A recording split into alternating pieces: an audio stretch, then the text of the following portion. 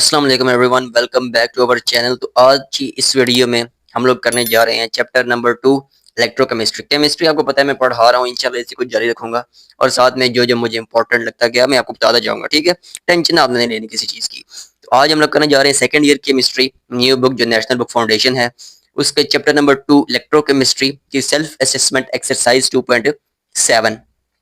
Exercise 2.7 بھی same اسی concept کے اوپر ہے جس طرح پورا چیپٹر ہم لوگ پڑھتے ہوئے آ رہے ہیں، ٹھیک ہے؟ کوئی مشکل بات نہیں ہے، شروع کرتے ہیں وداؤٹ ویسٹنگ ٹائم۔ اور اس سے پہلے میں آپ کو ایک بات بتا چلوں کہ میں اس میں کوئی جلد بازی نہیں کروں گا۔ آپ نے جو چیزیں آپ نے پڑھی ہوگی بک میں، ایگزامپلز ہیں، ایگزامپلز اگر آپ کو مشکل لگتی ہیں تو آپ مجھے بتا دیں کہ اس کے اوپر بھی ایک ویڈیو بنا دیں، تو میں وداؤٹ اینی جھجک اس کے اوپر بھی آپ کے لیے ویڈیو بنا دوں گا ایکسپلین کر کے، تو آپ کو کوئی مشکل نہیں ہوگی، ٹھیک ہے؟ تو ہم لوگ سٹارٹ کرتے ہیں اس کو۔ وہ کہتا ہے کہ using E M F data argue on the following. Using E M F data, E M F data اس نے کوئی نئی بات نہیں کی، پیچھے اس نے دیا ہوا ٹیبل پورا ریڈکشن پوٹینشیل کا ٹیبل دیا ہوا ہے، اسی کو ای ایم ایف ڈیٹا کہتے ہیں، ٹھیک ہے؟ کیونکہ وہ ہمیں ای ایم ایف بتاتا ہے ہول سیل کی کہ اس میں کیا ہونے جا رہا ہے، ٹھیک ہے؟ تو using E M F data, اب اس نے یہاں پر ویلیو نہیں دی ہوئی، ہو سکتا ہے پیپر میں وہ ویلیوز دے، ہو سکتا ہے وہ نہ بھی دے، ٹھیک ہے؟ تو میگنیشیم اور کاپر جو ہے وہ تو بہت ہی کامن ہے، ان کی ویلیوز آپ کو زبانی یاد ہونی چاہیے، ٹھیک ہے؟ اس لیے کچھ آپ کو میں بتا دوں گا، جس طرح کاپر ہو گیا، میگنیشیم ہو گیا، آئرن ہو گیا، ٹھیک ہے، کلورین ہو گیا، ان کی ویلیوز آپ زبانی یاد کر لیں، باقی اتنی کوئی اس میں کھچ نہیں ہے، ٹھیک ہے؟ تو سٹارٹ کرتے ہیں ہم لوگ۔ Using E M F data argue on the following. E M F data یعنی میگنیشیم کی اور کاپر کی ویلیوز کو یوز کرتے ہوئے آپ نے بتانا ہے کہ یہ ریئیکشن ہوگا یا نہیں ہوگا، یعنی میگنیشیم اس کاپر کو ڈسپلیس کر سکتا ہے یا نہیں کر سکتا، ٹھیک ہے؟ تو ہم لوگ اس کو سٹارٹ کرتے ہیں۔ سب سے پہلے اگر ہم اپنی آسانی یعنی اگر ہمیں ایکویشنز کا پتہ ہے تو ہم لوگ ایکویشن لکھ لیں گے، ٹھیک ہے؟ ایکویشنز کاپر کی کیا ہوتی ہے ہمارے پاس؟ کاپر کی ہمارے پاس ایکویشن ہوتی ہے کاپر +2، یعنی کاپر ہمیشہ کیا کرتا ہے؟ +2 الیکٹرونز کیا کرتا ہے؟ گین کرتا ہے۔ تو گین کرتا ہے، اس کا مطلب اس کے پیچھے +2 الیکٹرونز لگے گا بھی، تو ہم لوگ +2 الیکٹرونز لگا لیتے ہیں، ٹھیک ہے؟ Copper +2 goes to copper sold, ٹھیک ہو گیا جی؟ یہ ہمارے پاس اس کی ایکویشن ہے۔ آگے ہم اس کی ویلیو لکھ لیتے ہیں۔ اس کی ویلیو کیا ہے؟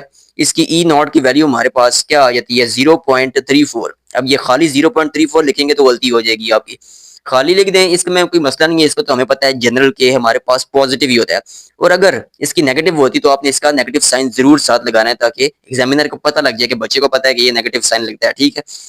اور اگلی ویلیو اس نے ہمیں کیا بتائی ہے؟ اگلی جو ایلیمنٹ ہے وہ ہے میگنیشیم۔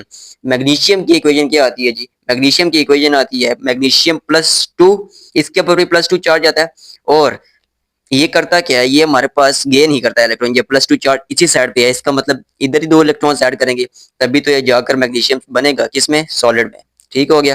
اب اس کی ای ناٹ کی ویلیو ہمارے پاس کیا ہوتی ہے؟ وہ ہوتی ہے -2.37 وولٹ، ٹھیک؟ یہ سمپل سی بات، ایکویشنز یاد ہو گئی ہیں یا یاد کرنی ہے تو کر لیں، کیونکہ اس کے علاوہ زیادہ کوئی ایکویشنز آنے نہیں لگی، ٹھیک ہے؟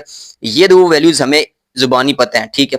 ایک کی ہے پازیٹیو 0.34 وولٹ اور ایک کی ہے نیگیٹو 2.37 وولٹ، ٹھیک ہے؟ اب میں نے کیا بتایا تھا کہ جس کی ویلیو جتنی زیادہ ہوگی، یعنی جتنی پازیٹیو میں ویلیو ہوگی، وہ کیا کرے گی؟ ریڈکشن، جتنی ریڈکشن پوٹینشیل زیادہ ہوگا، آپ کو ویلیو کے نام سے پتہ لگ رہا ہے کہ یہ کیا ہے؟ Reduction potential. ریڈکشن پوٹینشیل زیادہ ہوگا، اس کا مطلب وہ کیا ہوگا؟ ریڈیوس ہوگا، ٹھیک ہے؟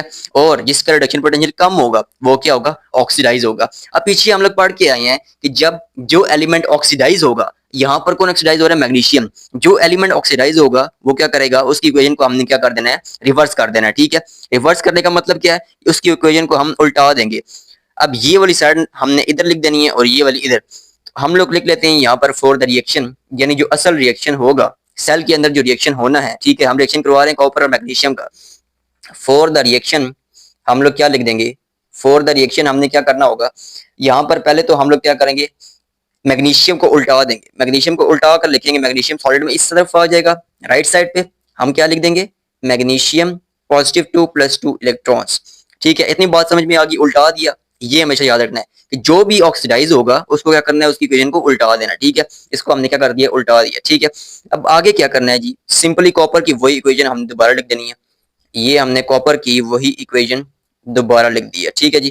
یہ آ گیا کاپر سالڈ میں، سمپل ہو گیا، ٹھیک ہے؟ اب آپ کو پتا ہے یہ الیکٹرون اس طرف ہے، یہ الیکٹرون اس طرف کینسل ہو جائیں گے، باقی ایکویشن بچے گی، وہ کیا بچے گی؟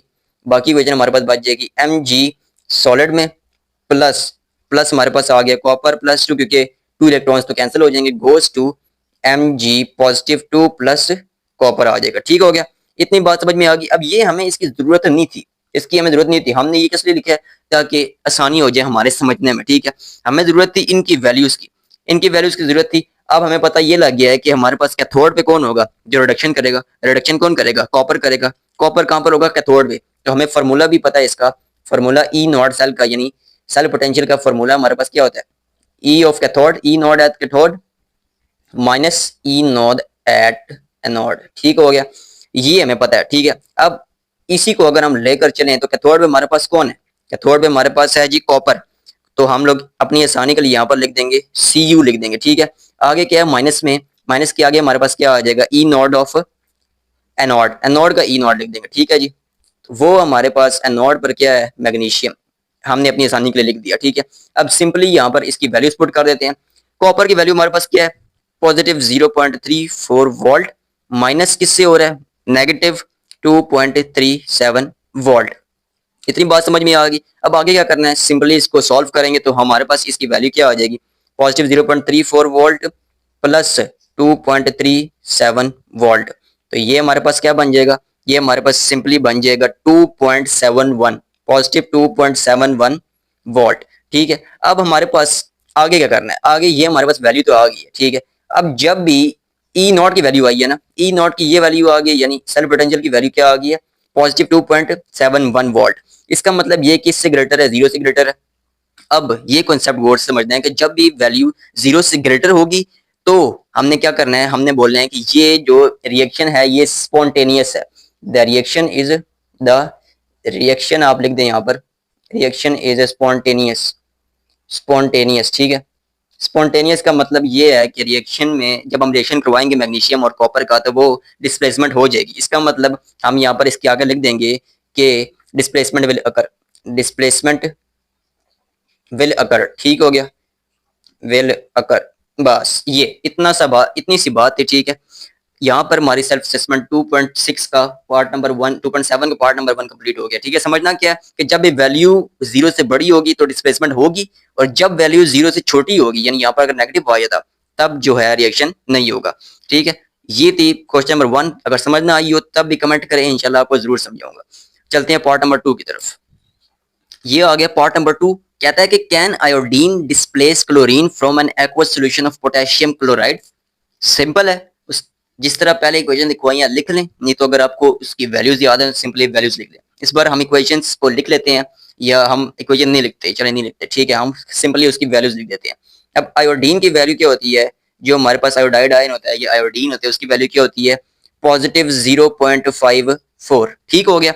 अब हमारे पास क्लोरीन की वैल्यू क्या होती है, क्लोरीन की वैल्यू या क्लोराइड की वैल्यू क्या है, हमने इसको लिखना इस तरह होता है। ठीक है, हमने इसको लिखना होता है ई नॉट, और यहाँ पर क्लोरीन लिख देते हैं, या फिर इस तरह लिख देते हैं ब्रैकेट साथ में स्लैश डाल के, ये इस तरह। इसकी वैल्यू हमारे पास क्या है, इसकी वैल्यू है पॉजिटिव 1.36 वोल्ट। ठीक है, ये दो में वैल्यूज पता है। अब मैंने बताया ये था कि जिसकी वैल्यू ज्यादा होती है, रिडक्शन पोटेंशियल की वैल्यू ज्यादा होती है, वो क्या होता है, रिड्यूस होता है। यहाँ पर वैल्यू इसकी ज्यादा है, इसका मतलब ये रिड्यूस होगा, यही बात है। जो रिड्यूस होता है वही आता है कैथोड के ऊपर, हम इसको लिख देंगे यहाँ पर छोटा सा करके कैथोड। ठीक है, ताकि हमें निशानी लग जाए। तो ये आएगा कैथोड के ऊपर, ये आएगा एनोड के ऊपर। सिंपली हमने क्या करना है, फार्मूला यूज करना है। तो ई नॉट सेल लिख देना है यहाँ पर, यानी cell potential is equals to E cathode. Cathode के ऊपर क्या आ रहा है हमारे पास, हमारे पास आ रहा है क्लोरीन, फ्लोरीन आ रहा है। ठीक है, minus E not anode, anode पे क्या आ रहा है, आयोडीन आ रहा है, आयोडीन लिख दिया। ठीक हो गया। अब सिंपली यहाँ पर वैल्यूज पुट कर देते हैं। वैल्यू क्या है जी क्लोरीन की, पॉजिटिव 1.36 माइनस 0.54। ठीक हो गया। अब क्या करना है, सिंपली हमने इनको सॉल्व कर लेना है और हमारे पास इसका आंसर आ जाएगा। ये हमारे पास 2 बन जाएगा अप्रोक्सीमेटली। हम इसको अगर लिखें, अप्रोक्सीमेटली अगर लिखें तो ये 2 बन जाएगा, और एक्चुअल वैल्यू क्या बनेगी, 1.9। ठीक हो गया। तो सिंपल ये आ गया। अब 1.9 आ गया, इसका मतलब जो सेल पोटेंशियल की वैल्यू है वो तो जीरो से बड़ी आ गई है। इसका मतलब दिस रिएक्शन स्पॉन्टेनियस लिखना है हमने, तो हम यहाँ पर लिख देंगे this reaction is spontaneous, spontaneous in terms of, अब मैं ये जो लिख रहा हूँ ये बहुत इंपॉर्टेंट है, in terms of EMF values. ठीक है, अब ये मैंने क्यों लिखा है, in terms of EMF values लिखने का मकसद क्या था। अगर आप लोग याद रखें, याद करें कि फर्स्ट ईयर में हमने पढ़ा होगा, पढ़ा था कि ईएमएफ, अब क्लोरीन हम लोग चले जाते हैं किसमें, हैलोजेंस में चले जाते हैं, तो क्लोरीन पहले आता है और आयोडीन बाद में आता है, ठीक है। क्लोरीन जो होता है, क्लोरीन ऊपर आ जाता है और फिर उसके बाद आता है आयोडीन, फिर आता है एसिटिन, यही बात है जी। तो हमने ये पढ़ा था कि जो ऊपर होता है वो डिस्प्लेस कर सकता है, यानी डिस्प्लेसमेंट रिएक्शन में अगर हमारे पास HI लिखा हुआ हो और हमने क्लोरीन डाल दिया तो क्लोरीन डिस्प्लेस कर सकता है, लेकिन नीचे वाला ऊपर वाले को डिस्प्लेस नहीं कर सकता, हमने यही पढ़ा था, ठीक है। तो अब तो यहाँ पर जब हमने देखा तो ये डिस्प्लेस कर है, इसका मतलब थोड़ी बहुत कॉन्ट्राडिक्शन आ गई है। हमने लिखना ये है कि in terms of EMF values जो डिस्प्लेसमेंट रिएक्शन है वो हो रहा है, ठीक है। लेकिन यहाँ पर अगर आप लिख दें, आपने लिखना है आगे, एग्जामिनर को बताना है on the other hand, on the other hand if we consider halogens, ठीक है, consider if we consider the halogens equation, ठीक है। अब यहाँ पर आपने असल चीज करनी है, EMF की अगर वो बात करें तो आपने सिंपल बता देना है EMF के तौर पे कि ये रिएक्शन हो रहा है, लेकिन ये पूरा आपने पार्ट पूरा सॉल्व करके देना ताकि उसको पता लगे, ठीक है। नहीं तो आप अगर इसको स्किप कर दें, आप इस पूरी चीज को स्किप करके आप सिंपली जो मैं नीचे लिखने जा रहा हूँ वो लिखकर दे दें और साथ नीचे बता दें कि अगर EMF के तौर पे देखा जाए तो रिएक्शन होता है, अदरवाइज नहीं होता, ठीक है। तो अब मैं यहाँ पर रिएक्शन लिखने जा रहा हूँ, इनकी जो रिएक्शन है वो क्या है जी। हमें पता है कि आयोडीन जो होता है वो 2 इलेक्ट्रॉन्स गेन करता है और वो क्या बन जाता है, आयोडाइड आयन बन जाता है, ठीक है। और हमें ये भी पता है कि क्लोरीन जो होता है, ये आपने जरूर लिखना है इस क्वेश्चन में, अगर ये पार्ट मिस कर दिया तो आपके आधे से ज्यादा नंबर जो है कट जाने हैं, ठीक है। ये दोनों रिएक्शन हमने लिख दिए। अब हमें पता है कि जो ऑक्सीडाइज होता है उसकी हम जो इक्वेशन करते हैं चेंज कर देते हैं। ऑक्सीडाइज कौन होता है, जिसकी वैल्यू कम होती है, इसका मतलब हमने इक्वेशन किसकी चेंज करनी होगी, कम वैल्यू किसकी, आयोडीन की, इसका मतलब आयोडीन की इक्वेशन चेंज करनी है। लेकिन और ये करें कि आयोडीन हम चेंज नहीं करेंगे, क्यों, क्योंकि उसकी यानी वो ऑक्सीडाइज नहीं कर सकता क्लोरीन को ऑक्सीडाइज वो नहीं कर सकता। इसका मतलब हम आयोडीन की जो इक्वेशन है उसको चेंज नहीं करेंगे, किसकी इक्वेशन चेंज करेंगे, क्लोरीन की। क्लोरीन ऑक्सीडाइज होगा, आयोडीन ऑक्सीडाइज नहीं होगा इस रिएक्शन में, क्यों, क्योंकि क्लोरीन जो होता है वो ग्रुप में पहले आता है और आयोडीन बाद में आता है, ठीक है।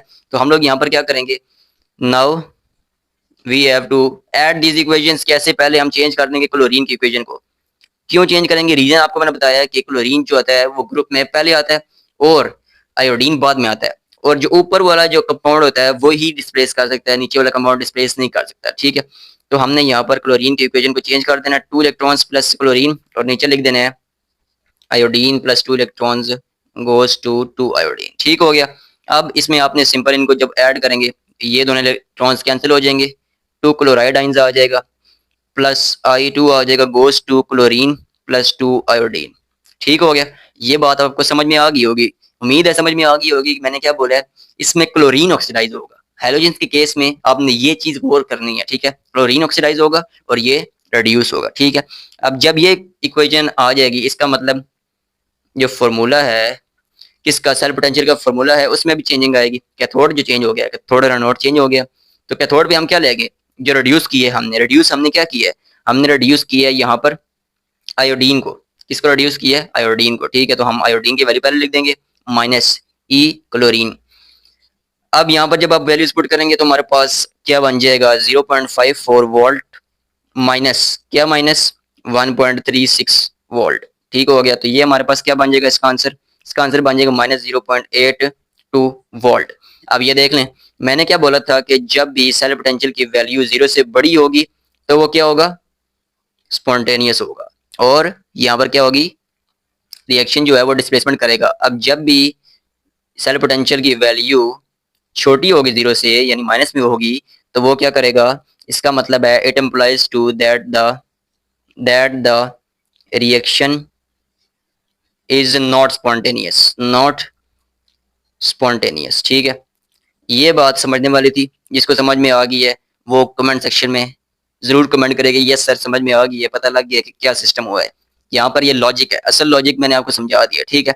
इसका मतलब डिस्प्लेसमेंट नहीं होगी, displacement will not occur, displacement will not occur, ठीक हो गया। और यहाँ पर हमारी क्या होगी, सेल्फ असेसमेंट कंप्लीट होगी। ये बहुत ईजी था, बस इसमें ये कॉन्सेप्ट समझाने वाला था जो मैंने आपको डिटेल से समझा दिया कि क्या रीजन थी कि हमने ये स्टेप लिया है।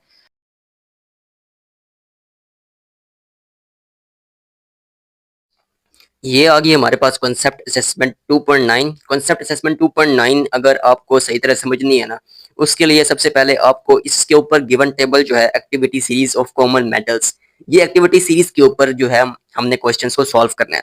ایکٹیویٹی سیریز میں آپ کو کچھ بھی مشکل گیون نہیں ہے، آپ نے خالی یاد رکھنی ہے اس کی سیکوینس یاد رکھنے کے لیے آسان ٹرمز میں نے جو بنائی ہوئی ہیں وہ کیا ہیں، ان کو آپ نوٹ کر لیں. لائن کا سر کانا، لائن کا بڑا سر کانا، لائن ایل آئی، اس کے بعد کے be A S R C a N اے، ٹھیک ہے، ان کے لیے کیا ہے، لائن کا بڑا سر کانا، ٹھیک ہے. اس کے بعد یہ دوسری جو گروپ بنا ہوا ہے، دوسرا گروپ، اس میں کیا ہے، مہنگے آلو میں زندہ کرو آئرن کو، ٹھیک ہے.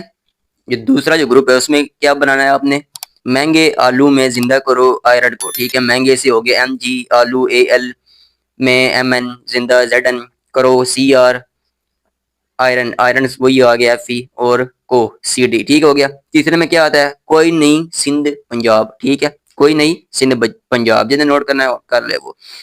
اور اس سے نیچے میں نے اس کو ساتھ ہی کر دیا ہے، اس میں کیا لکھ دیا ہے، Hong Kong Australia and Hungary, ٹھیک ہے، Hong Kong Australia and Hungary, ٹھیک ہے.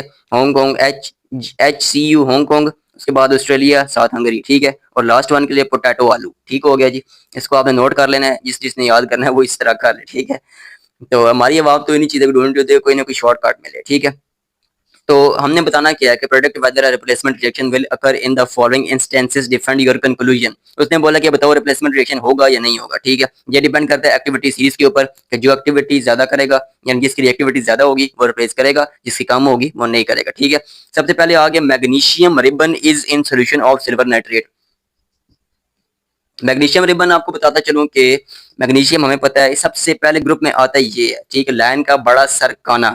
اس کے بعد ہمارے پاس جو دوسرا آیت ہے وہ آیت ہے مہنگے آلو. مہنگے آلو میں دیکھیں ایم جی آر، مہنگے، ٹھیک ہے. تو وہ ہمارے پاس کیا آ گیا، میگنیشیم. میگنیشیم ہے دوسرے والے میں، اور ہمارے پاس دوسرا کیا ہے، سلور ہے.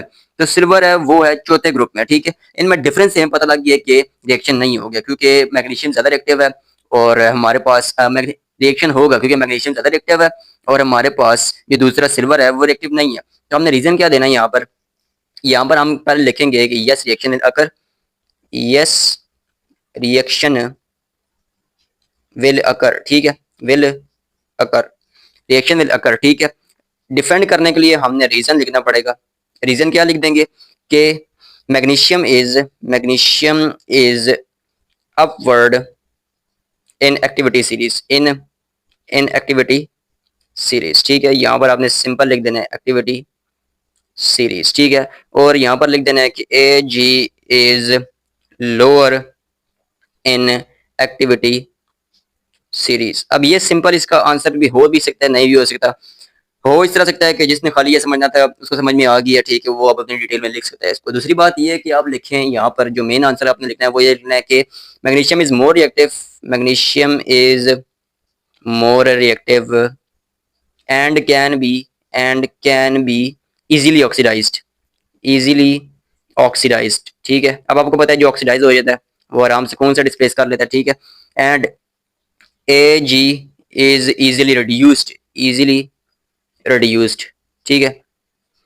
تو یہ ہمارے پاس ایک سمپل آنسر تھا کہ میگنیشیم جو ہے وہ اپ ورڈ ایکٹیویٹی سیریز میں، اور جو سلور ہے وہ ڈاؤن ورڈ ہے، اس لیے ریئیکشن جو ہوگا وہ ہو جائے گا. آکسیڈیشن ہمارے پاس کون دیتا ہے، میگنیشیم. اگر آپ چاہتے ہیں اس کا ریئیکشن لکھنا چاہتے ہیں تو وہ بھی لکھ لیں، وہ زیادہ اچھا ہو جائے گا. اس سے ایگزامینر کو زیادہ اچھی طرح پتہ لگ جائے گا کہ بچے کو وہ اچھے سے آتا ہے، ٹھیک ہو گیا جی.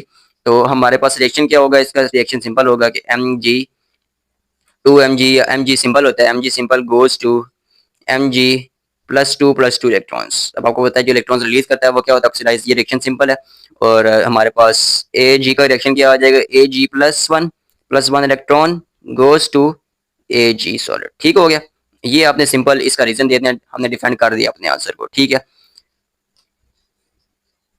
پارٹ نمبر بی بھی بالکل سمپل ہے، جس طرح میں نے آپ کو پہلا والا سمجھایا ہے، جس طرح اس میں ریزن دیے ہیں اسی طرح اس میں بھی ریزن دینے ہیں. کہ کیا کہنا ہے کہ ہمارے پاس جو آپ اگر ایکٹیویٹی سیریز دیکھیں تو وہاں پر کون پہلے آتا ہے، آئرن پہلے آتا ہے. کیوں؟ کیونکہ مہنگے آلو میں زندہ کرو کہ کس کو، آئرن کو، ٹھیک ہے. وہ دوسرا گروپ آتا ہے ہمارے پاس، اور چوتھا جا کے آتا ہے ہمارے پاس جس میں کاپر آتا ہے. اس کا مطلب ہمارے پاس جو کاپر ہے وہ بعد میں آ رہا ہے اور آئرن پہلے آ رہا ہے. تو جو پہلے آ رہا ہے وہ ڈسپلیسمنٹ کرے گا، یعنی ہم نے پہلے والے کو تو پہلے ڈالا ہوا ہے، اور کاپر ہم نے بعد میں ڈالا ہے. جو اوپر سے ڈالیں گے اس کا ریئیکشن دیکھنا ہے کہ ہوگا یا نہیں ہوگا. اس کا مطلب کاپر جو ہے وہ آئرن کو ڈسپلیس نہیں کرے گا. کیوں نہیں کرے گا؟ کیونکہ کاپر از، یہاں پر آپ ریزن لکھ بھی دیں ٹھیک ہے اس کی آسانی کے لیے. Copper is down word in the group, down word in the activity series آپ لکھ دیں سمپلی ایکٹیویٹی سیریز ٹھیک ہے. اور یہاں پر آپ لکھ دیں کہ iron is up word in the activity series ٹھیک ہے. یہ آپ نے لکھ دیا. اس کے بعد آپ نے کیا لکھنا ہے کہ کاپر جو ہے وہ اتنا ریئیکٹیو نہیں ہے. پہلے آپ لکھ لیں کہ iron is more reactive, iron is more reactive ٹھیک ہو گیا. اور آپ نے کیا لکھنا ہے اینڈ کین بی ایزیلی آکسیڈائزڈ ٹھیک ہے، ایزیلی آکسیڈائزڈ ٹھیک ہے جی. اور نیچے لکھ دینا ہے کہ کاپر از آپ اس میں وہ لکھ سکتے ہیں جو بک لکھا ہے کہ ماڈریٹلی نوبل میٹل، یا آپ لکھ لیں لیس ریئیکٹیو لکھ لیں لیس ریئیکٹیو ٹھیک ہے. And can be easily reduced so the reaction will not occur ٹھیک ہے. آگے آپ اس کی ریئیکشن لکھ دیں یا نہ لکھیں کوئی اس میں مسئلہ نہیں ہے. سو the reaction will not occur ٹھیک ہو گیا، سمپل سا. پارٹ نمبر سی میں وہ کہتا ہے lead oxide is hated with powdered zinc. Hated with powder zinc یعنی لیڈ آکسائڈ پہلے سے پڑا ہوا ہے، اس کے اندر کیا ڈال دیا ہم نے؟ پاؤڈرڈ زنک ڈال دیا ٹھیک ہے. تو نتھنگ نیو سمپل. آپ کو پتا ہے زنک پہلے آ رہا ہے، زنک آ رہا ہے ہمارے پاس دوسرے والے گروپ میں جس میں میٹلز آف انٹرمیڈیٹ ایکٹیویٹی یعنی وہ ایکٹیویٹی میں پہلے آ رہا ہے، اور ہمارے پاس لیڈ جو ہے وہ بعد میں آ رہا ہے. سمپلی ہم نے وہی 4 ریزن دینے ہیں. اس کو آپ لے لیں جلدی سے کہ یس the reaction will occur because. اب آپ اس کو خود سے لکھیں اور بتائیں، کمنٹ سیکشن میں ضرور بتائیں کہ سمجھ میں آ گیا ٹھیک ہے، تاکہ مجھے بھی پتہ لگے کہ لیکچرز کا بچوں کو فائدہ ہو رہا ہے. لکھنا کیا ہے؟ Zinc is upward in the activity series therefore the reaction will occur. It is آگے آپ لکھ دیں it is more reactive. آگے آپ اس کی equation لکھ دیں تو یہ آپ کے لیے بہت ہی آسان ہو جائے گا ٹھیک ہے. اور یہ میں آپ چاہتا ہوں کہ آپ یہ والا پارٹ جو ہے وہ خود کریں تاکہ آپ کو سمجھ تو آئے نا ٹھیک ہے. سمپل آپ نے کیا لکھنا ہے؟ جو میں ورڈنگ بول رہا ہوں وہی لکھ دیں ٹھیک ہے. Zinc is available in like upward in the series that's why it is more reactive. آگے اس کا نیچے ریئیکشن لکھ دیں کہ Zn وہ ریئیکشن کیا ہوتا ہے ہمارے پاس؟ ریئیکشن ہوتا ہے جی کیونکہ یہ آکسیڈائز کرتا ہے تو یہ جاتا ہے Zn +2 الیکٹرانس ٹھیک ہو گیا. اس کا ریئیکشن یہ ہوتا ہے. اور لیڈ آپ کو پتا ہے وہ سمپل پی بی ہے، پی بی میں آپ نے سمپل اس کا ریئیکشن لکھ دینا ہے. اور ہمارے پاس ریئیکشن نہ پہ لکھیں تو کوئی ضروری بات نہیں ہے. ہمیں یہ تو پتہ لگ گیا نا کہ وہ آکسیڈائز ہوگا. کون ہوگا؟ زنک ہوگا آکسیڈائز. اس کا مطلب وہ ریپلیس کر دے گا کس کو؟ لیڈ کو. اور خود آکسیڈائز ہو کے آکسیجن کو ساتھ لگا لے گا ٹھیک ہو گیا جی. کوئی نئی بات نہیں ہے. تو نیکسٹ پارٹ دیکھتے ہیں. پارٹ نمبر 4 میں کہہ رہا ہے نکل wire is placed into solution of silver nitrate. اب کیا نیا جی؟ اس میں آپ لوگوں نے خود بتانا ہے کمنٹ کر کے کہ اس میں کیا ہوگا. نکل پہلے آکسیڈائز کرے گا یا نہیں کرے گا؟ نکل پہلے آ رہا ہے کس میں؟ ایکٹیویٹی سیریز میں پہلے آ رہا ہے، اور سلور جو ہے وہ بعد میں آ رہا ہے. یہ میں نے آپ کو ہنٹ دے دی ہے، کمنٹ سیکشن میں ضرور بتانا ہے. اور اگر لیکچرز کو اور ڈیپ پڑھانا چاہتے ہیں تو ضرور بتائیں. انشاءاللہ میں آپ کے لیے پوری کوشش کروں گا فل کا فل سمجھانے کی. ملتے ہیں نیکسٹ ویڈیو میں، تب تک کے لیے خیال رکھیے گا اپنا. اللہ حافظ.